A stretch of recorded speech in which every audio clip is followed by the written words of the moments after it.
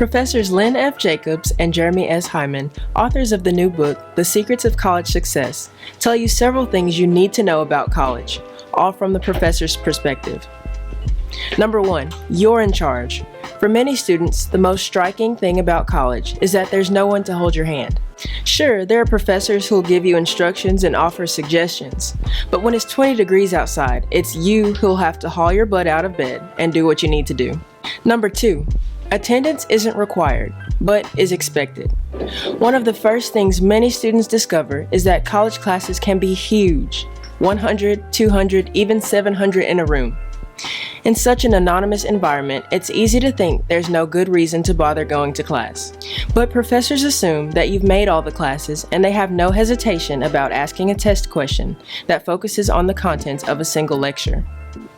Number 3, content is doled out in large units. You're used to getting your content in short, entertaining blasts.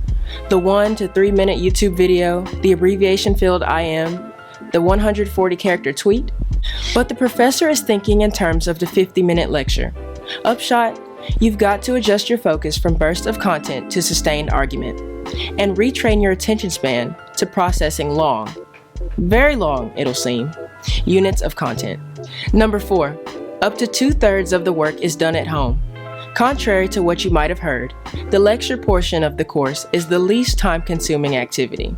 That's because the professor is expecting the bulk of the work to be done by you, on your own. Doing the reading and homework, preparing for the quizzes, tests, and presentations, doing research and writing papers, all of these activities can easily eat up more than half the time you've put into any given course. Number 5, not everyone who teaches is a professor. At many state universities, especially those where the student-to-faculty ratio is 15:1 or greater, much of the teaching is done by graduate students. At some of the better schools, only very advanced graduate students are allowed to teach their own courses.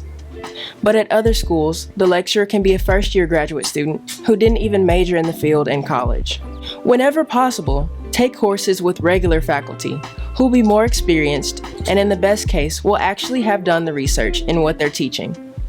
Number 6, understanding is more than just memorizing. While some intro courses have some amount of memorizing, other beginning courses will include essays on the exams.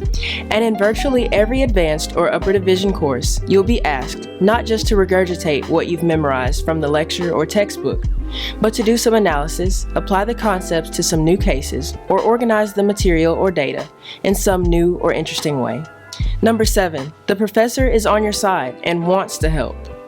Many students see the professor as the enemy to be defeated, but really, the professor is eager to teach you and, believe it or not, would like to see you do well. So when the professor invites you to come to an office hour or review session, or just to communicate by email, Skype, or Facebook, consider the possibility that the professor really means it, because he or she probably does. You can also arrange for tutor services at most schools.